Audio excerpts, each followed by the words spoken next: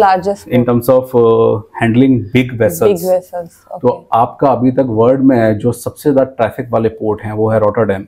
Rotterdam में सबसे traffic रहता है। Then Singapore, one of the biggest port in the, it should be on the similar line. So once एक बार वो सेटअप हो जाता है तो इंडिया की इकोनॉमी में जो ट्रेड इकोनॉमी है उसमें डायरेक्टिक चेंज आने वाला है। एज हमारे प्राइम मिनिस्टर जी बोलते हैं, Modi ji, we have 5 trillion economy. तो शिपिंग और लॉजिस्टिक को डेवलप करना बहुत जरूरी है as a part of infrastructure. Because आप क्या है, डेवलपमेंट अंदर ही अंदर करेंगे तो आप केवल डोमेस्टिक ट्रेड कर सकते हैं। आपको अगर इंटरनेशनल ट्रेड करने हैं तो you should have all the ports developed. I think वही एक रीजन रहा होगा शायद, मेन बॉम्बे से हटा के अभी हम जेएनपीटी ना भी मुंबई में बैठे हैं जहाँ आपकी पूरी पोर्ट शिफ्ट हुई है।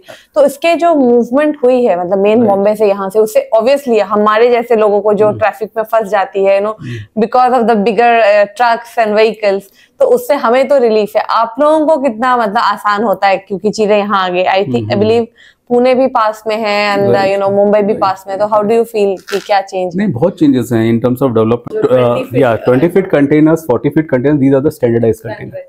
Now in this there is two terms which is full container load and less than container load.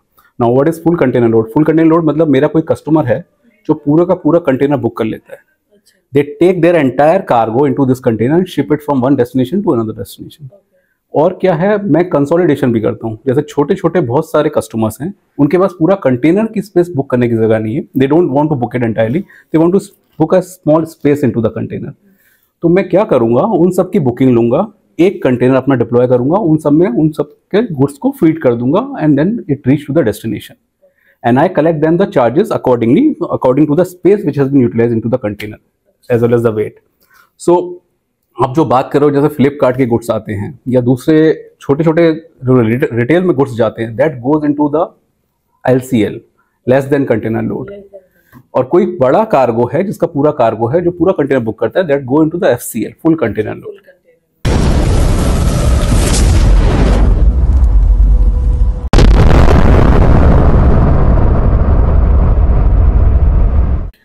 तो आप अभी मतलब आप what designation do you hold? I'm director in this company. You're director. Yes. So today, welcome to my show Unheard Tales. Today we'll be knowing much more about shipping. We'll be taking you through his journey of how he has established this entire business and how he runs it. तो मिलते हैं इनसे, इनकी life के बारे में जानते हैं, सुनते हैं इनकी कहानी। तो welcome to my show, Mr. Praful. Thank you so much. Maybe you can brief us कि आपने क्या पढ़ाई करी और कैसे ये जर्नी पूरा स्टार्ट किया, क्या क्या आपके चैलेंजेस थे? Maybe you can tell something about it. Yes. See, I started my career in 2008, right, during the recession when it comes into the picture, and मुझे बहुत शौक था ये ट्रेडिंग वगैरह देखने का, stock market and all this I related very well. So in the very you can say college stage, I used to ask my dad to give me money. I have to put into the stock market, and my dad is always cautious. Don't make it a habit. It's just for your interest. You first of all start a habit of reading the newspaper, understand the companies, and then how you can relate it. Then you put the money into the market, because your dad is earning the money. You're not earning the money right now. Once you earn your money, then you can put it into the stock market. So that's how where it goes. And I thought of doing a course into trading side. Trading side. Okay. Yeah. But trading is very different than what you're doing today. Yeah, right. But I that's how I synchronize it, right? How it will be related. So I apply for this course, which is called Energy Trading from the University of Petroleum Energy Studies, Dehradun. Now I just checked their curriculum that covers shipping, marine. That's one of the major subject. Okay, then they have logistics divisions into that, and how the trading operates. So it is more like not a stock trading. It is more like a physical trading. And when did you pursue it? Like just after your 12th or after your graduation? After my graduation. And what did you graduate in? I was graduate in commerce. Okay. In applied business economics. I was simultaneously doing my chartered accountancy course. So I've completed my professional PE Group 2. Okay. That's how. But I eventually dropped it because more my interest is into MBS side, and I want to look into something to trading side. Okay. But see how it relates. I enter into this course where I came to know that it is not more into stock trading. It is more into physical trading. Okay. And that's how there's a shift happen, right? So I need to understand a lot about the logistic. I need to understand a lot about the shipping, how this operate, what are the mode of transportation. And stock is a byproduct of that. So once you understand all those things, then the course comes for the trading and for the stock market, where I am much more interested. But in the initial years of my education, I am more into the physical side, so that's how it related.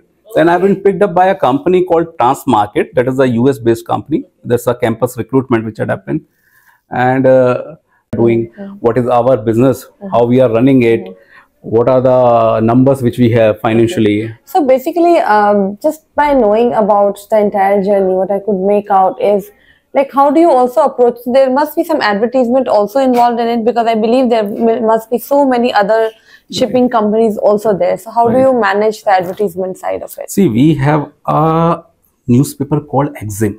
अच्छा. That is export import. तो बिल्कुल newspaper में like the retro style आप ऐसा we do everything in terms of branding and marketing. We have our you can say social media. We have our person who is looking into the social media branding. We have our websites. We have newspapers. We have communication through the PR activities also sometimes. So that's how all the news works. But majorly, we are more aggressive into the newspaper side, because these news go to the real public. Now, if you ask me why Exim, because this newspaper is read by all the exporter importers in the country. Who are my customers? My customers are not the retailers. These are not the small shop owners. So these are the big exporter importers or freight forwarders. So how the value chain works. So basically freight forwarders and importer and exporters. Right. So it's important to understand the value chain. Like you have vessel. Vessel, these are the big liners.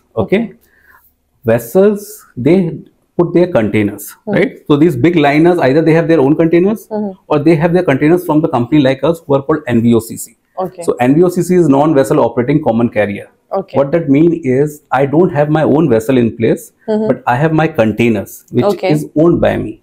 I put these containers into the vessel. You put the containers inside the vessels? Yeah, on the vessels, because for exporter and importers to transport their goods. So I am the owner of the container. I am not the owner of the vessel right now. So these people are called NVOCC. So Lancer is one of the largest NVOCC in the country. On the listed space, I think we are the top 2 or 3, because there is nobody in the competition on the listed space. And globally also, we are among the top 50 companies in terms of the market size which we have. So we started with trading. First of all, there is a small office of, I think, a small shop. This must be the area of the shop. Mr. Chataiwala used to sit and he has a team of 2 people. He used to trade containers. So what he do, he buy containers, he sell containers and make some margins out of that. Then, because he has an expertise into the export-import business, he thought of venturing into owning the boxes. Rather than only trading, why don't I own the boxes? So he's 14, he shifted into a larger office, this office. So this office was made and he shifted over there. He started the NVOCC operations over here. And it's 10 years now. Yeah. 10 years. You have not seen our new office. There's a new office just close by. It is more than 20,000 square feet. We have 3-story building. Oh, wow. Standalone building of our own. That's how it is, right? This is also our office. We have 2 other offices nearby. All are in So because JNPT is nearby, which is why you're using it. Yes. So explain कर सकते हैं। किसी को भी आप shipping बोलोगे तो उसको यही समझ में आता है कि हमारे पास जो गुड्स आ रहे हैं फ्लिपकार्ट से, वो शिप से होके आ रहे हैं, ऐसा आ रहा है, राइट? दिस इज ओनली ये बहुत छोटा एस्पेक्ट है। शिपिंग में बहुत सारी लेयर हैं। आपका शिपिंग में वेसल कंपनी है जिनके पास वेसल है, आपका शिपिंग में एनवीओसीसी कंपनी है जैसे हम है, जो हमारे पास कंटेनर है। उसके बाद आपके फ्रेट फॉरवर्डर्स हैं। फ्रेट फॉरवर्डर्स का काम क्या है? फ्रेट फॉरवर्डर्स कस्टमर से ऑर्डर लेते हैं, उसको या तो कंसोलिडेट करके एनवीओसीसी कंपनी हमारे पास लेके आते हैं। तो हम ऑर्डर जो हमारे बेसिकली आपके जो ऑर्डर्स आते हैं वो तो फ्रेट फॉरवर्डर से आते हैं, राइट? वो आपके कस्टमर हैं, ना कि मतलब नहीं, हमारे कस्टमर एक्सपोर्टर इंपोर्टर्स भी हैं डायरेक्टली भी हैं, जिनके बड़े कंसाइनमेंट हैं। और हमारे कस्टमर्स फ्रेट फॉरवर्डर्स भी हैं। लेकिन हम ज्यादातर काम फ्रेट फॉरवर्डर के संग इसलिए करते हैं बिकॉज जो बड़ी कंपनीज हैं, जो एक्सपोर्ट इंपोर्टर्स, उनको क्रेडिट चाहिए होता है मार्केट में। हम जनरली क्रेडिट पे काम नहीं करते हैं। We only work on cash basis. तो आपको सी एनवीओसीसी में तो क्या 100% पेमेंट आपको तभी मिल जाती है? हाँ, वो मैं आपको वही बताना चाह रहा हूँ। वो सबसे इंटरेस्टिंग पार्ट वही है ये बिजनेस में। क्या है, मेरा यहाँ पर वर्किंग कैपिटल नेगेटिव रहता है। अच्छा। तो मेरे को क्या है, पैसों का बैंक से लोन लेने का जरूरत नहीं रहता, बिकॉज जब भी मैं कोई कंटेनर बुक करता हूँ और कंटेनर मेरा कस्टमर के पास पहुंचता है, कस्टमर उसका डॉक्यूमेंटेशन करता है, आइदर वो मेरे कंटेनर के लिए सिक्योरिटी डिपॉजिट देगा अगर वो इंपोर्ट का कंटेनर, अगर एक्सपोर्ट का कंटेनर दैट इज ओके, क्योंकि मैं उनको यहीं पर देने वाला हूँ। वो अपने गोडाउन में उसको लेके जाएगा, उसको फीड करेगा, वापस पोर्ट पे लेके आएगा, अपने क्लियरिंग एजेंट को देगा, वेसल पे लोड करेगा, वो सेल हो जाएगा। अब वो सेलिंग का सपोज टाइम है 10 दिन का या 15 दिन का, वो टाइम पीरियड में उसको मुझे पेमेंट करना है। अच्छा, क्योंकि जब आपका सेल मतलब शिप निकल गई पोर्ट से, उसके बाद राइट जब वो डेस्टिनेशन पर पहुंचेगा वेसल और उसको गुड्स रिलीज करना होगा, उससे पहले उसको मुझे पेमेंट करना है। अगर वो पेमेंट नहीं करेगा तो मैं उसके गुड्स रिलीज होने नहीं दूंगा। और जो कार्गो है तो तब तक वो कहाँ पार्क रहेगी? जैसे कि मैं अगर जेएनपीटी से आप जाओ तो आप काफी सारे उधर लेयर्स देखते हैं ना, बहुत सारे कंटेनर्स बस पड़े हैं, मतलब कलरफुल दिखने में तो बहुत अच्छा लगता है, आजकल तो शूटिंग ग्राउंड ही बन चुका है, बट उसका भी like who takes care of it? मतलब वो जो जगह है उसका भी आपको you will have to rent out, और कैसे? वो पोर्ट अथॉरिटीज हैं, वो पोर्ट आप थर्ड पार्टी को असाइन करते हैं। जैसे बड़ी बड़ी कंपनियां अदानी है, डीपी वर्ल्ड है, ये कंपनियां क्या करती हैं, पोर्ट का पूरा मैनेजमेंट अपने हाथ में लेती है, टर्मिनल्स का पूरा मैनेजमेंट अपने हाथ में लेती है और ये ट्रैफिक को मूव करती है। So these are the real managers in the port. And हम जैसी कंपनीज हैं या शिपिंग कंपनीज हैं, वो इनको पेमेंट करती हैं, चार्जेस करती हैं रेंट का। जैसे कोई बर्थ है, अभी आपका क्वेश्चन था जैसे वेसल आया, अब वो वहां पर काफी टाइम तक खड़ा हुआ है, तो उनको डिटेंशन पे करना पड़ेगा। मतलब आपने जितना टाइम आपको दिया गया था उसके अलावा आपने ज्यादा टाइम ले लिया है, तो आप उसमें चार्जेस पे करिए, पेनल्टी पे करिए। तो आप वो पेनल्टी उनको पे करोगे मे बी। पूरा कार्गो है जो पूरा कंटेनर बुक करता है, that go into the FCL, full container load. तो this is how the difference. Waiting time भी बहुत होता होगा, जैसे अगर मान लो मुझे छोटी सी कंसाइनमेंट भेजनी है, बहुत बड़ा साइज नहीं है, मे बी 5 फीट का रिक्वायरमेंट है, you have a container of 10 feets, तो मुझे कितना वेटिंग टाइम कितना होता है आपके कस्टमर्स जनरली? एंड लोकेशन का भी वो होता होगा कि मैं उसी कंट्री में भी मतलब कंसाइनमेंट जानी चाहिए, right, then you will be able to align. Right. See generally क्या होता है, आपके जो कंटेनर्स बुक करते हैं एफसीएल या LCL, these are trading companies, या फिर आपके कोई मैन्युफैक्चरर हैं जिनको रॉ मटेरियल चाहिए वो बुक करती हैं। These are not the companies who are retailer.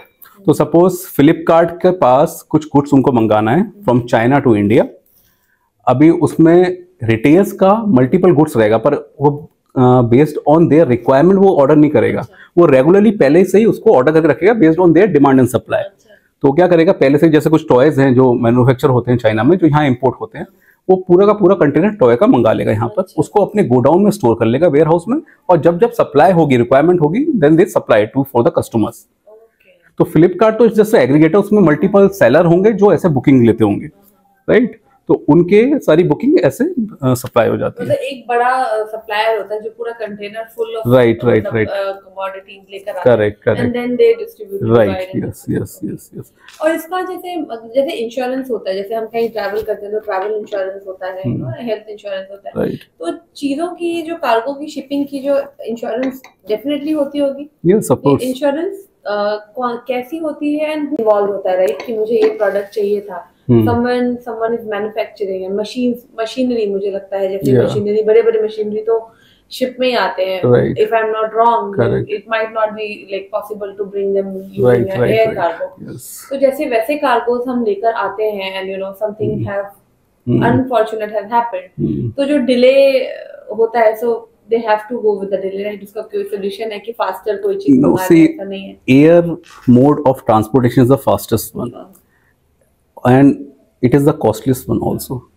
You cannot take, see, एक तो आपका restriction ये भी है, बड़े कार्गो साइज आप उसके अंदर नहीं ले जा सकते, though you have jumbo planes also for the cargo, but there are certain restrictions, limitations to that. दूसरा कॉस्टिंग बहुत बड़ा फैक्टर है, राइट? अभी जैसे इतने सारे इश्यूज चल रहे हैं, रेड सी का इशू चल रहा है, all those issues are cropping up, still people are shipping through, sending their cargos through the shipping mode only. They cannot able to send it to the air mode because the value of that cargo is not that much in terms of the logistic cost.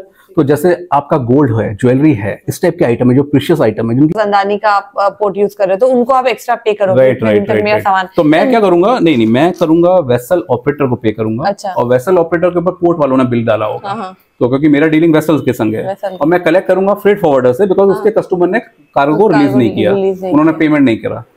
तो going back to that जो हम discuss कर रहे थे, हमारे business में क्या होता है कि मेरे को पैसा पहले आ जाता है। अच्छा। और मेरे को जो मेरी पार्टीज हैं, जो वेंडर हैं, जो स्लॉट वाले हैं, वेसल ऑपरेटर हैं, उनको पेमेंट करना पड़ता है 1-1 महीने या 1.5 महीने बाद। तो फिर तो आपकी तो अच्छी है, मतलब प्रॉफिटेबल बिजनेस है। Yes yes, so this is the good thing. ये बहुत अच्छी बात है इस बिजनेस में कि आपको रात दिन की ये टेंशन नहीं है कि आपके पास लिक्विडिटी का इशू है, क्योंकि लिक्विडिटी मेरे पास रहती है बुकिंग में। अब बात आती है एक्सपोर्टर इंपोर्टर्स की, मैं उनके संग डायरेक्टली काम करता हूँ, बट रिनोड नेम के संग, जैसे रिलायंस का काम लूंगा मैं, टाटा का काम लूंगा मैं, जिनके पेमेंट अच्छे हैं, टाइम पर हैं। कोई छोटी कंपनी होगी उनका काम नहीं लूंगा, बिकॉज क्या होता है इन सब कंपनियों में क्रेडिट पीरियड होता है। किसी का 15 डेज है, किसी का 30 डेज है, किसी का 45 डेज है। अब मेरा जो बिलिंग साइकिल है with the customer, if it is 30 days, वो 30 दिन का है, और मेरा जो वेंडर है जिसको मुझे पेमेंट करना है 30 दिन का है, तो मेरा वो वर्किंग कैपिटल डिस्टर्ब हो जाएगा, which I don't want to. Okay, तो अब इसी में अगर मैं पूछूं कि चलो आपने किसी से बुकिंग ले लिया, बुकिंग कंसाइनमेंट जैसे लिया आपने, पेमेंट आप ले लिया, आपको पेमेंट मिल गया, but in case of risk जो हम बात कर रहे थे, अनसर्टेनिटीज की बात कर रहे थे, अगर कोई ऐसी अनसर्टेनिटीज हुई तो और 100% मतलब इंश्योरेंस से कवर हो जाता है, क्योंकि इन दैट केसेस में भी आपको फिर पैसे देने पड़ते होंगे एक्सपोर्टर को, right? See like who covers the loss? मतलब 100% लॉस एक्सपोर्टर का, तो सामान का प्राइस तो may be exporter is losing on it, but जो शिपिंग का कॉस्ट है, because the claim will come on the shipping, may be leakage भी होता होगा, स्पिलेज भी होता होगा, तो वैसे केसेस में कैसे हैंडल होता है?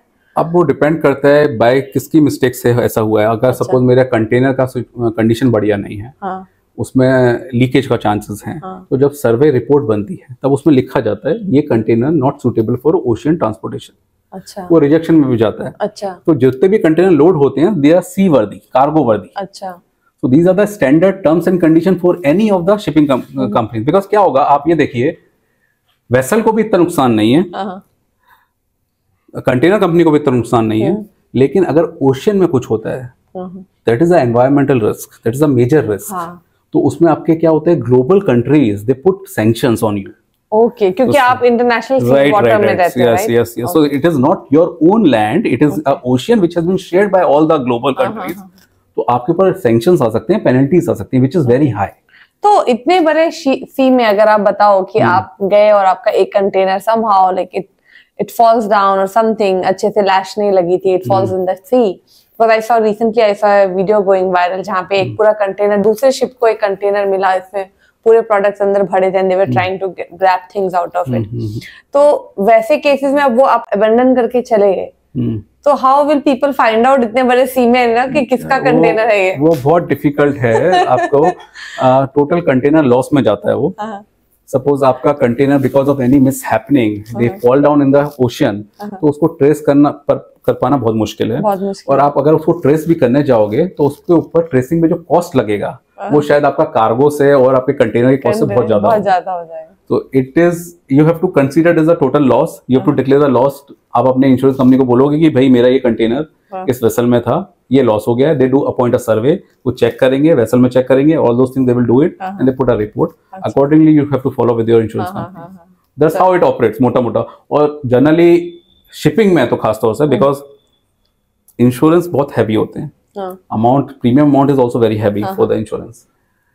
सेटलमेंट आपके बहुत ही रेयर होते हैं। अच्छा। until unless it comes on each other necks, तब तक वो सेटलमेंट नहीं जाता है। तो इट कीप ऑन गोइंग, वो केसेस चलते रहते हैं, सेटलमेंट चला रहता है, then I have to write off sometimes my debts. तो लीगल टीम्स भी इन्वॉल्व होती है। इंश्योरेंस कैसी होती है and who takes a risk of the transport? See, there are various इनको terms, shipping terms कहते हैं जिनको हम, इनके बेसिस पे डिसाइड होता है। जैसे आप कोई है, कोई सेलर है जो बुक करता है आपका बेसिस पे कि आपका एक्स फैक्ट्री है, मतलब एक्स फैक्ट्री तक के खर्चे मैं बियर करूंगा, उसके बाद के जो भी खर्चे होंगे वो परचेजर बियर करेगा, बायर बियर करेगा। तो that is called ex factory. These are multiple shipping terms. आपका CIF है, कॉस्ट इंश्योरेंस एंड फ्रेट। अगर कॉस्ट इंश्योरेंस फ्रेट आपने पे किया है तो जो सेलर है, तो कौन सी कंपनी जैसे इंश्योरेंस देती है? There are multiple companies. आपकी जितनी भी जनरल इंश्योरेंस कंपनीज है, they are into marine insurance also. There is a separate insurance division. इसको पूरा marine. Yes. And marine insurance के अंदर भी बहुत सारे इंश्योरेंस आते हैं। आपका एक कार्गो इंश्योरेंस हो गया, आपका कंटेनर का इंश्योरेंस हो गया, आपका वेसल का इंश्योरेंस हो गया, आपका वॉयज का इंश्योरेंस हो गया, ट्रांजिट का इंश्योरेंस हो गया। There are multiple insurance into this. तो आपके साथ कभी ऐसा हुआ है कि आपके कार्गोस कहीं फंस गए हो या फिर शिप में, you know, there are so many unfortunate things which will happen. तो वैसे चीजें हुई है आपके साथ? Of course. See, ocean is it's like आप जैसे वेदर को प्रिडिक्ट नहीं कर सकते, ocean is highly unpredictable. Weather तो आपका पता है आपको कब ऑटम सीजन आना है, बट ओशन में you never know how the waves changes और wind changes and there should be tides overall. तो this is very uncertainty in all the times when the vessel is sailing into the ocean. तो उसके लिए बहुत बार ऐसा हुआ है कि we have put some loss but that have been covered by the insurance. और insurance the subject matter of सॉलिसिफिकेशन, ये तो आपको पता ही है. तो ऐसा होता नहीं है कि इंश्योरेंस आपने लिया है तो आपको हमेशा वो सेटल हो जाएगा. You keep on fighting and then you have to book the losses sometimes also. That's also we have seen. So and then in terms of losses, like monetary loss is one thing, you know, that okay, you will give money to the someone who has lost their product, but फिर उससे मतलब फिर so trust भी involved होता है, right? कि मुझे ये product चाहिए था. Someone is manufacturing and machinery मुझे लगता है जैसे machinery, बड़े machinery तो ship में ही आते हैं. Right. If I'm not wrong, it might not be like possible to bring them using an air cargo. Yes. तो जैसे वैसे cargos हम लेकर आते हैं and you know something have unfortunate has happened. तो जो delay होता है, so they have to go with the delay, right? उसका कोई solution है कि faster कोई चीज मंगा ले, ऐसा नहीं है. Air mode of transportation is the fastest one. And it is the costliest one also. You cannot take, see, एक तो आपका restriction ये भी है, बड़े cargo size आप उसके अंदर नहीं ले जा सकते. Though you have jumbo planes also for the cargo, but there are certain restrictions, limitations to that. ठीक है, and you're still trying to, you know, put up things in a clean manner. तो वैसा कुछ कोई incident हुआ है आप लोगों के साथ? नहीं, देखिए क्या है, वेसल ज्यादातर हर कोई इजीली ट्रेस कर सकता है. अभी वेसल की जितनी भी कंपनीज हैं, these are very big companies, बहुत बड़ी बड़ी कंपनी है. आपका वेसल की कंपनी जैसे हुंडई हुआ, आपका मर्स्क लाइन हुआ, और जिप लाइन हुआ, ऑल द शिपिंग लाइंस जो भी कंपनी है, ये जब वेसल लोड करते हैं, ये सेल होते हैं वेसल, तो वो ट्रैक होते हैं. अच्छा. तो इवन अगर मैं कुछ छुपाना भी चाहूंगा तो मैं छुपा नहीं पाऊंगा, क्योंकि मेरा कस्टमर ऑलरेडी देख रहा है भाई वेसल कहाँ पहुंचा है, ओशन में किधर बैठा हुआ है, ओशन में कहाँ बैठा है, वो भी आजकल तो ट्रैकर डला रहता है. आजकल तो ऐसी टेक्नोलॉजी आ गई है. अच्छा. ये मैं वेसल बता रहा हूँ, आपके ऑफलाइन बेसिस पे ट्रैक होते थे. अच्छा. आजकल वो रियल टाइम बेसिस पे ट्रैक होने शुरू हो गए. सो you have a tracker installed into the vessel. Vessel में पूरा अपडेट रहता है, उनको पता रहता है. जैसे आपके आजकल फ्लाइट्स में है, you can know what has happened, flight में क्या हुआ था, अगर कोई मिसहैप हो गया तो क्या हुआ था, क्या नहीं हुआ था, कितना कार्गो था, ऑल वीडियोस आर देयर. ऐसे आजकल वेसल में हो गया है. So you have a real time tracking on the vessels, and you can able to locate, आज ये वेसल इधर है, दुबई जाना है, आप भी ओशन में किधर है. अच्छा. Where it is heading to, किधर जा रहा है, अगर वहां पर रुका हुआ है तो क्यों रुका हुआ है, what is the time, what is the, तो then they can question you कि ये मेरा कार्गो कब तक, हाँ, कार्गो क्यों नहीं पहुंच रहा है. और जैसे कितनी सच्चाई है इस बात में, जैसे लोग कहते हैं कि इंडिया में ज्यादा बड़ा शिप्स जो है वो पोर्ट के पास नहीं आते, शायद जो मीटर्स जो डेप्थ चाहिए पानी का वो शायद 15 metres, 15 metres I think you need. Correct. So मतलब क्या डेप्थ है ये JNPT का मुंबई में? सी डेप्थ में technically I am not very sure क्या डेप्थ रहेगा, लेकिन ये बात आपकी करेक्ट है. कितनी बड़ी शिप्स मतलब आती है, ये बात मतलब पहली बात मेरी क्वेश्चन का फर्स्ट पार्ट है कि बड़े शिप्स, क्या रियलिटी इसमें है कि बड़े शिप्स इंडिया में नहीं रहते पोर्ट के पास? एंड सेकंड, अगर रहते हैं तो कौन से शहर में, कौन सा पोर्ट मतलब सबसे बड़ा है इंडिया का, और मतलब कितने नजदीक रह पाती है? सी अभी तक जो आपने बराबर बोला, डेप्थ की वजह से बड़े वेसल्स जो हैं यहाँ पर नहीं आते हैं. तो ऑपरेशंस कैसे होता है, आपके छोटे छोटे वेसल्स होते हैं जिनमें लिमिट होती है आपकी 100,000 TUs, 800 TUs. TUs is 20 equivalent unit. तो एक कंटेनर जो होता है 1 TU काउंट करते हैं. तो 1000 करके आप राइट. तो ये छोटे छोटे जो वेसल्स हैं ये कंटेनर को लोड करते हैं, और जो बड़ा वेसल है वो ओशन में कहीं बीच पे रहता है. अच्छा. Where it has depth. अच्छा. और वहां पर ये जाते हैं और वहां पर ये लोड हो जाते हैं. अच्छा. Then it moves to the destinations. उसका रीजन आपने करेक्ट बोला, because of the depth over here. But अभी एक नया पोर्ट आ रहा है which is one of the largest port.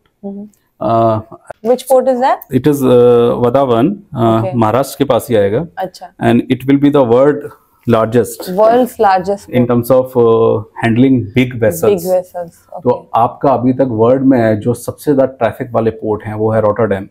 Okay. Rotterdam में सबसे ट्रैफिक रहता है. Then Singapore, one of the busiest port in the it should be on the similar line. Okay, तो वंस एक बार वो सेटअप हो जाता है तो इंडिया की इकोनॉमी में जो ट्रेड इकोनॉमी है उसमें ड्रास्टिक चेंज आने वाला है। एज हमारे प्राइम मिनिस्टर जी बोलते हैं, Modi ji, we have 5 trillion economy, तो शिपिंग और लॉजिस्टिक को डेवलप करना बहुत जरूरी है as a part of infrastructure. Because आप क्या है, डेवलपमेंट अंदर ही अंदर करेंगे तो आप केवल डोमेस्टिक ट्रेड कर सकते हैं। आपको अगर इंटरनेशनल ट्रेड करने हैं तो you should have all the ports developed. I think वही एक रीजन रहा होगा शायद, मेन बॉम्बे से हटा के अभी हम JNP जितना भी मुंबई में बैठे हैं, जहाँ आपकी पूरी पोर्ट शिफ्ट हुई है, तो इसके जो मूवमेंट हुई है मतलब मेन बॉम्बे से यहाँ से, उससे ऑब्वियसली हमारे जैसे लोगों को जो ट्रैफिक में फंस जाती है, because of the bigger trucks and vehicles, तो उससे हमें तो रिलीफ है। आप लोगों को कितना मतलब आसान होता है क्योंकि चीजें यहाँ आ गई। I think I believe Pune भी पास में है एंड मुंबई भी पास में, तो हाउ डू यू फील कि क्या चेंज? नहीं, बहुत चेंजेस हैं in terms of development, infrastructure, बहुत चेंजेस हैं। अभी रोड मैप जो दिया है उसके हिसाब से कोस्टल रीजन्स डेवलप हो रहे हैं। अच्छा, तो जो हमारी कोस्टल बेल्ट है, गुजरात से लेकर आपका चेन्नई इस साइड में जो भी जा रहा है, पूरे का पूरा आपका कोस्टल बेल्ट डेवलप हो रहा है। अच्छा, तो कैसा होगा ट्रांसपोर्टेशन का, जैसे कोई सिटी है, मध्य प्रदेश है, मध्य प्रदेश में कोई पोर्ट नहीं है, इट्स लैंड लॉक, तो वहां से ट्रक से कार्गो मूव करेगा, उसके नियर बाय डेस्टिनेशन में गुजरात में जाएगा, गुजरात से वो कोस्टल लाइन के through it can move to Visakhapatnam also, it can move to Cochin also, wherever they want to ship it. तो it is developing on a very large scale और बहुत rapidly हो रहा है। अभी आप पब्लिक ट्रांसपोर्टेशन में भी देखिए, they are entering into sea routes. Belapur में ही अभी यहाँ से आपको मरीन ड्राइव जाना और या फिर आपको मदर आइलैंड, ऑल दो जगह जाना आसान हो गया यहाँ से। अभी अंडर वाटर आपका टनल भी बन रहा है, रोडवेज भी उसमें बन रहा है। तो those development will change the economy. वो आपका जो डेवलपमेंट हो रहा है पोर्ट साइड में, that will reduce the cost of logistics.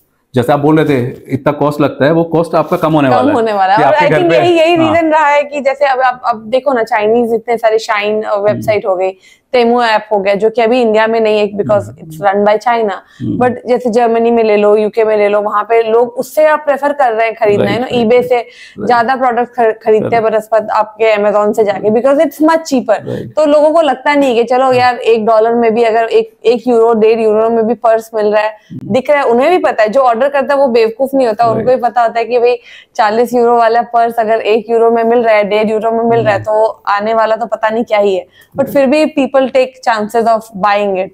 So maybe because of the shipping it is so easy to sell in such prices कि वो बिक रही है, क्योंकि मुझे नहीं लगता कि एयर कार्गो में इतना मतलब इतने कम प्राइस में आपको प्रोडक्ट मिल रही है। तो प्रफुल्ल जी, आपसे बात करके बहुत अच्छा लगा। आई थिंक मेरे पूरे ऑडियंस को भी बहुत मजा आया होगा, बहुत सारी चीजों के बारे में पता चला होगा जो शायद हम लोगों को अभी तक तो नहीं पता था, क्योंकि अभी हम लोगों को जनरली सिर्फ ऊपर का पता रहता है, अंदर की स्टोरी पता नहीं रहती है।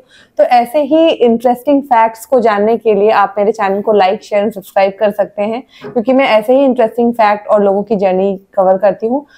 मोस्टली आपको और इनलैंसर्स के बारे में जानना होगा तो आप मेरे डिस्क्रिप्शन बॉक्स में जाके आप इनके लिंक्स में जाके वेबसाइट विजिट कर सकते हैं। अगर आपको भी कुछ शिपिंग से रिलेटेड क्वेश्चन है या फिर आपको कोई चीज शिप कराना हो, एक्सपोर्ट कराना हो, इंपोर्ट कराना हो, you can go to their website and order something and get a collaboration done. Thank you.